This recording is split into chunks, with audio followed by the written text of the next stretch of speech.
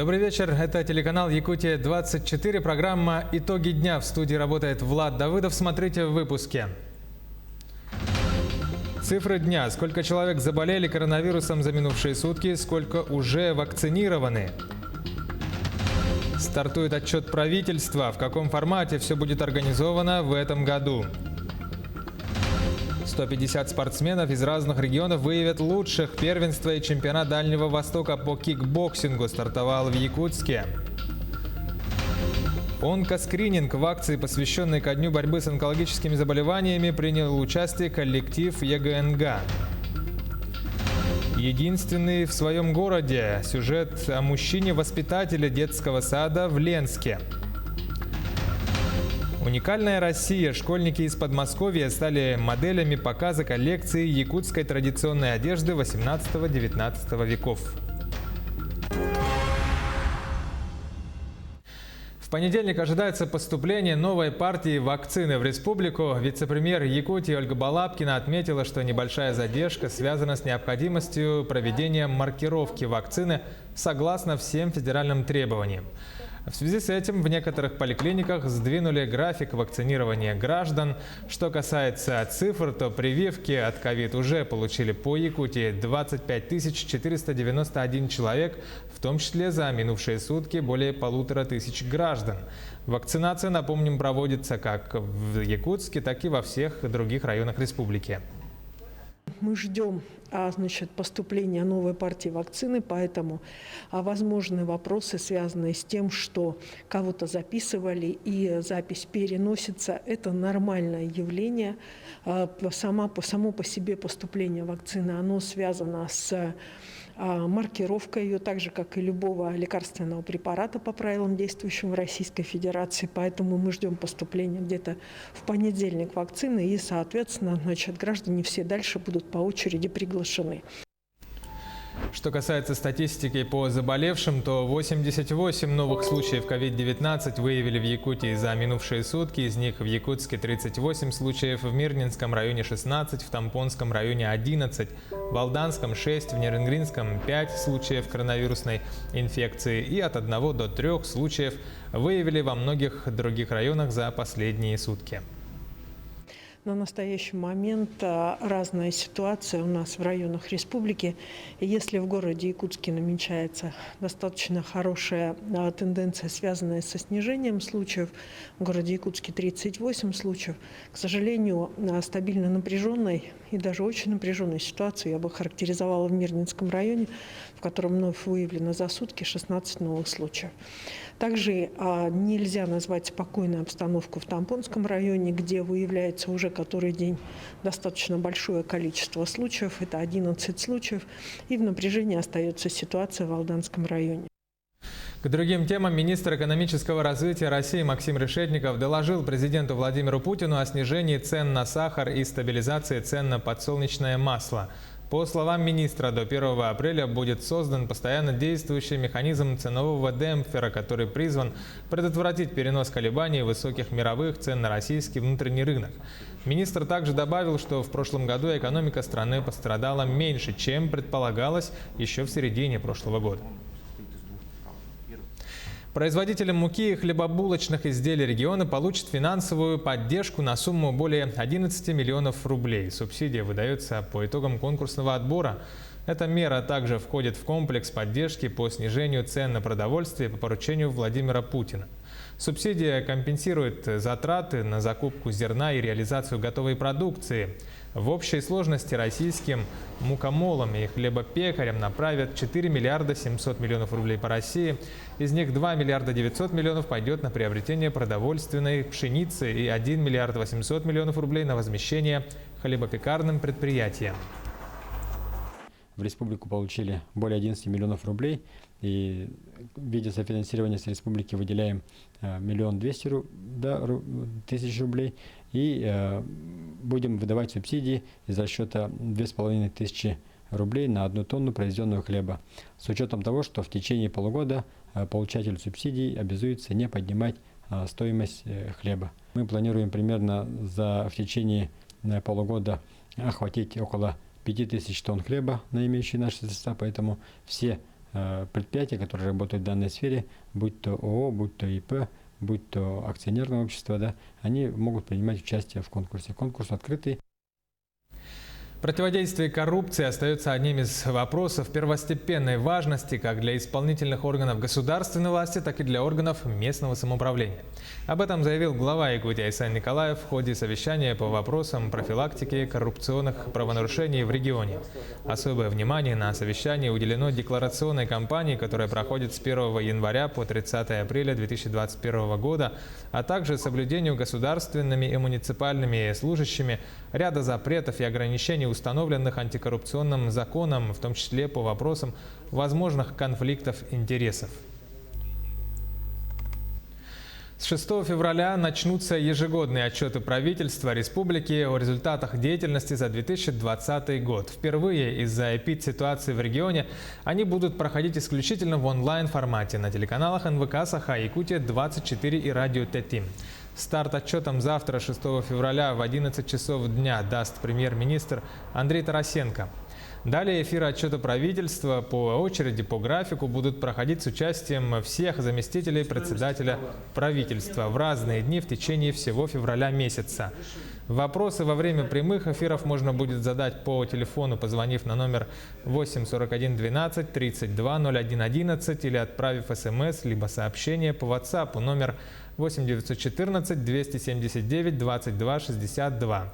С 7 февраля вопросы будут приниматься и через портал yakutia.click. Итоги отчета будут подведены 27 февраля в 11 часов дня председателем правительства Андреем Тарасенко. По поручению заместителя генерального прокурора России Дмитрия Демешина региональная прокуратура начала проверку соблюдения прав учащихся в столичной школе номер 1. Сегодня комиссия, в составе которой специалисты органов муниципальной власти, Роспотребнадзора, Управления государственного жилнадзора и других контролирующих органов, провела встречу с руководством и родительским комитетом образовательного учреждения. Кроме того, комиссия провела комплексное обследование здания. По итогам этой работы в самое ближайшее время будут приняты меры прокурорского реагирования. С привлечением специалистов сегодня проведено комплексное обследование здания, и уже на данном этапе мы можем говорить о том, что имеются дефекты и повреждения конструкции здания школы. Нарушаются права более 600 учащихся коллектива школы на безопасные условия жизни и здоровья во время обучения и нахождения в здании образовательного учреждения. Нами всем фактам в ближайшее время будет дана принципиальная оценка, приняты исчерпывающие меры реагирования, направленные на восстановление нарушенных прав. Добавим, что подобные проверки региональной прокуратурой проводятся регулярно. В частности, по итогам проверки в коррекционной школе номер 4 был внесен иск о переводе учащихся из аварийного здания в другое, отвечающее всем требованиям. Кроме того, по материалам проверки возбуждены и расследуются 4 уголовных дела о мошенничестве при приемке и оплате невыполненных работ во время капремонта. Вопрос строительства нового здания коррекционной школы также находится на контроле прокуратуры республики. Незнание закона не освобождает от ответственности собственников, купивших квартиры в аварийном жилье. Вступившие в конце декабря 2020 года поправки в Жилкодекс обязывают часть собственников аварийного дома только на право получения выплат по фактической стоимости жилья по программе переселения, но никак не на получение новой квартиры. Новые изменения оставили семьи с низким доходом практически ни с чем. Ни жилья, ни денег. Что делать, разбиралась наш корреспондент Ульяна Шагина. Одинокая ива на пустыре – единственное воспоминание, которое осталось у Александра от прежнего жилья. Но пустырь в самом сердце 17-го квартала в Якутске был не всегда. В 2018 году здесь еще стояла деревянная многоквартирка, в котором Александр приобрел трехкомнатную квартиру. Позже он узнал, что дом аварийный, его снесли, а хозяин дома остался ни с чем. Снесли его полностью в июле, отключили в апреле. Сейчас вот остался полностью пустырь, полностью отсыпали все. Сегодня семья вынуждена арендовать жилье. Гражданская супруга и мать детей с ними не проживает. Единственный помощник в быту – бабушка, которая всеми силами старается поддержать сына и двоих несовершеннолетних внуков. Я тоже уже, извините, мне под 60. И у меня давление очень высокое, и мне приходится работать, чтобы хоть как-то помочь, где-то что-то помочь. Мне тоже приходится ему помогать. Не имеет права он и на маневренный фонд. Обращался, отписались. Так что единственным выходом было ожидание решения комиссии, который вынес постановление о выплате компенсации по фактической стоимости его квартиры, то есть 1 миллиона рублей. Злую шутку с ним сыграли новые поправки в жилищный кодекс. Ну бог с ним, уже взять и все, и там куплю там что-нибудь на еду. А на самом деле это, а что я куплю на эти деньги, да? Подобную проблему испытывают многие семьи в стране. В региональном министерстве жилищного строительства разводят руками. Оспаривать закон нет смысла. Единственная надежда на очередные поправки в существующем законе. Внесены изменения в жилищный кодекс. В части 32 статьи там добавили пункт 8.2, согласно которому граждане, которые приобрели жилые помещения в уже признанном аварийном доме, могут претендовать только на выплату возмещения, не превышающей суммы, указанной в купле договора продажи квартиры, за исключением граждан, которые получили квартиру в порядке наследования. Только в Якутии, по предварительным подсчетам, порядка 380 семей с низким доходом попали в подобную ситуацию. Выступая на коллегии региональной прокуратуры с участием заместителя генерального прокурора Российской Федерации Дмитрия Демешина, на эту проблему обратил внимание и глава региона Айсен Николаев. Я считаю, что это неправильно. Мы должны здесь подходить дифференцированно. Если у человека это является на самом деле доказано единственное жилье, нет никаких фактов злоупотребления, то, конечно, мы должны все-таки, наверное, людям предоставлять новое жилье. Сегодня Александр, вынужденно оставшийся без жилья, всеми силами пытается ухватиться за любую лазейку, но ее нет. Жалеет, что купил квартиру в аварийном жилье, но тогда это был единственный его шанс. Теперь выходит, что незнание закона не освобождает от ответственности. Ульяна Шагина, Джулус Накентьев, Якутск. Участие в акции, посвященной ко дню борьбы с онкологическими заболеваниями, принял коллектив Якутской городской национальной гимназии. На базе школы были организованы медицинские кабинеты, в которых сотрудники смогли пройти тест на онкомаркеры, а также УЗИ офтальмолога и онколога. Сюжет Саргаланы Неустроевой. На сегодняшний день возможность раннего выявления онкологического заболевания стала намного выше по сравнению с прошлыми годами. При этом, как утверждают специалисты, со временем рак только молодеет. Процедура сдачи анализов на онкомаркеры занимает около минуты. Зато вы точно будете знать, есть ли у вас предрасположенность к онкологическим заболеваниям. Более того, врачи уверяют, ждать до тех пор, пока что-нибудь не заболит, точно не стоит. Как правило, болезненность как симптом проявляется уже на 2-й или 3-й стадии заболевания. У каждого человека раковые клетки содержатся в организме, и как он, рак, он как бы зависит от факторов, от сопутствующих заболеваний. Человек должен обследоваться, а также проходить диспансеризацию, профилактические осмотры, медосмотр. И по сопутствующим заболеваниям он тоже должен проходить обследование.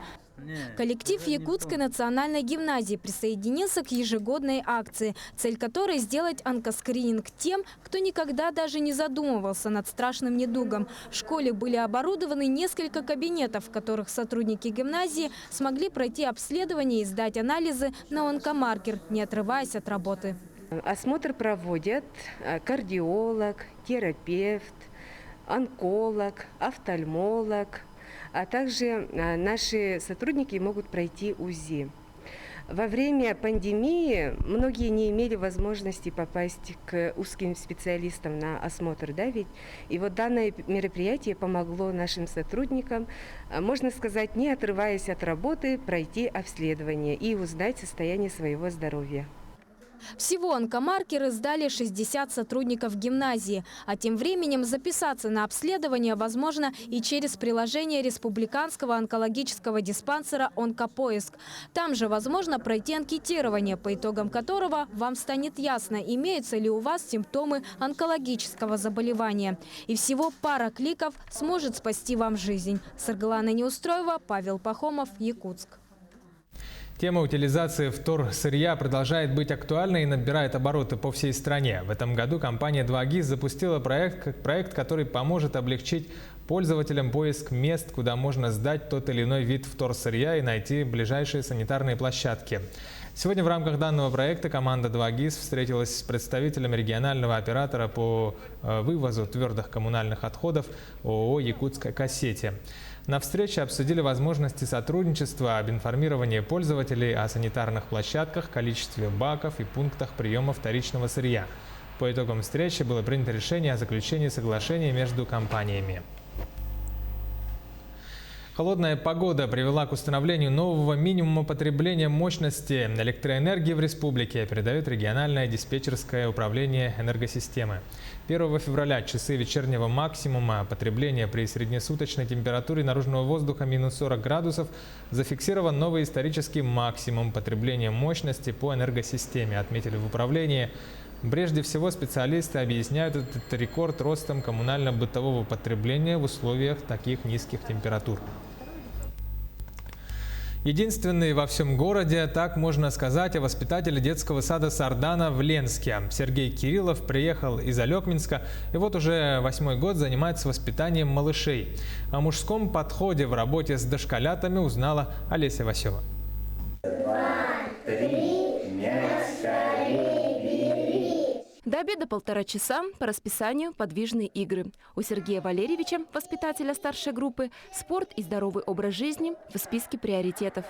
Понравилось играть? Да. После игр время тишины и развивающих занятий. В группе воспитателя всегда порядок и дисциплина. Мужской подход. Это его 3-й выпуск, еще 1 год и отправит ребят в 1 класс. За 10 лет педагогической практики сложились свои методы работы. Взять семью, так же как и папа и мама, у них разное воспитание идет, да, и также в детском саду воспитатель мужчина, как дети относятся к папе, воспитатель женщина, дети относятся как к маме. Первое время, конечно, дети, когда ко мне приходили, они смотрели так настороженно, внимательно, прислушивались так с этим, а потом уже более весело. Но все равно смотрят так с опасением, с напряжением. С опасением смотрели больше родители. Некоторые даже хотели группу поменять, но привыкли. Стереотипы отодвинули. И детям-то занятия нравятся. Я люблю рисовать строителей, просто дома, людей, деревья, елки, зиму. Мы занимаемся в тетрадях. Еще? Мы рисуем статьяное древно и всякие, штучки такие. Сергей Валерьевич, у вас какой воспитатель? Суровый или добрый? Добрый. А вот сам педагог больше по точным наукам и технике. Пока семьи сидели по домам в разгар пандемии, воспитатель вместе с коллегами снял для ребят развивающий фильм. Смотрели всем садиком. А как вы думаете, а что на глобусе обозначено синим цветом? Правильно. Синим цветом на глобусе обозначены моря, реки, океаны и озера. В детском саду Сардана в Ленске 19 воспитателей. Женский коллектив, как в любом другом саду. Сергей Кириллов здесь единственный мужчина-педагог. Да что здесь, один такой во всем Ленске. Коллеги ценят. Они ему всячески помогают. Он даже где-то может прийти помочь, где-то даже подготовиться к занятию. Девочки наши помогают тоже. Вот нужно было снять красивый видеоролик, и участвовал весь сад, лишь бы только вот помочь Сергею Валерьевичу нашему. То есть он очень доброжелательный, очень отзывчивый, ну и прекрасный педагог. По данным Центра социологических исследований МГУ, доля мужчин среди воспитателей детских садов России всего 3%. Сейчас мужчина-воспитатель почти экзотика. И зря. Среди 8 лучших воспитателей в истории всего 1 женщина. Олеся Васева, Олег Соснин, телеканал «Алмазный край». Главный корпус Якутского государственного музея истории и культуры народов Севера имени Ярославского закрывается на реставрацию. Часть постоянной экспозиции будет размещена на других выставочных площадках музея – в пристрое, в детском центре и в филиале в селе Хатырык Намского района. О том, что здание старейшего музея нуждается в реконструкции, было известно давно, но из-за проблем с финансированием вопрос долгое время оставался открытым. Сейчас музеем подготовлено техническое задание на проектно-сметную документацию, поэтому о сроках ремонтных работ говорить еще рано. Хотя сами сотрудники музея надеются, что к столетию якутской автономии музей обретет новый облик. И мы нашу основную экспозицию не снимаем полностью, а переносим его в другую часть музея на 3-й этаж. То есть наша основная экспозиция, она уже никогда не будет такой, какой она сейчас стоит. Она поменяется. И когда после ремонта, реконструкции наших посетителей будет ожидать совершенно другой музей. Вот поэтому я вас приглашаю, наших любимых посетителей, успеть посмотреть ту экспозицию, которую будете вы вспоминать еще через 20 лет. Школьники из Подмосковья стали моделями показа коллекции якутской традиционной одежды 18-19 веков. Необычное дефиле состоялось в рамках всероссийской выставки «Уникальная Россия». Яркие моменты модного эксперимента в сюжете нашего корреспондента из Москвы Туяры Константиновой.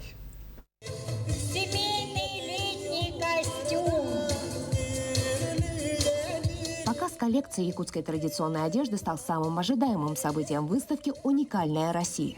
Школьники подмосковного города Королев по просьбе зрителей дважды выходили на бис. В сентябре проходила выставка в Сокольниках. И не смогли привезти своих ребят. И обратились к нам. И мы с удовольствием откликнулись. И вот уже 2-й раз принимаем участие, выступая с коллекцией.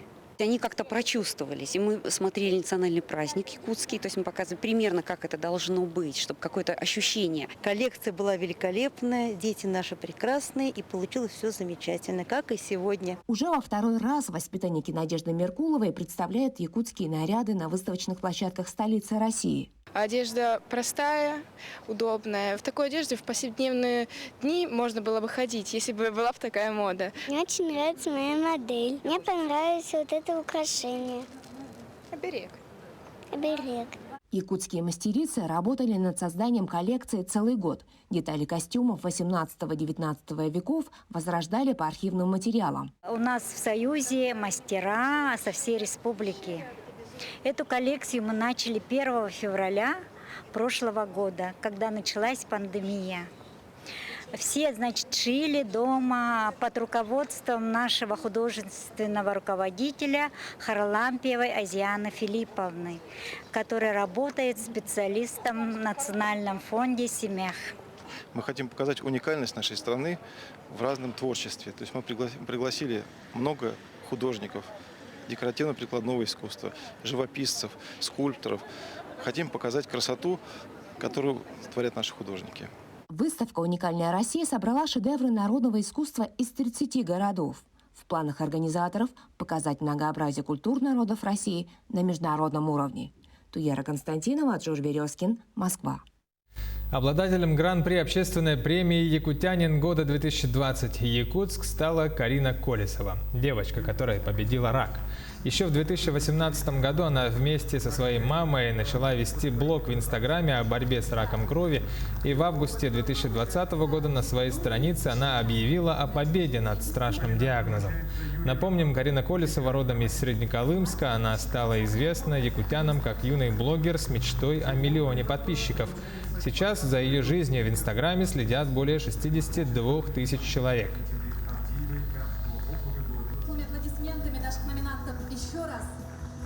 Для меня огромная честь участвовать, быть выдвинутой на эту премию, потому что наравне со взрослыми достойными людьми.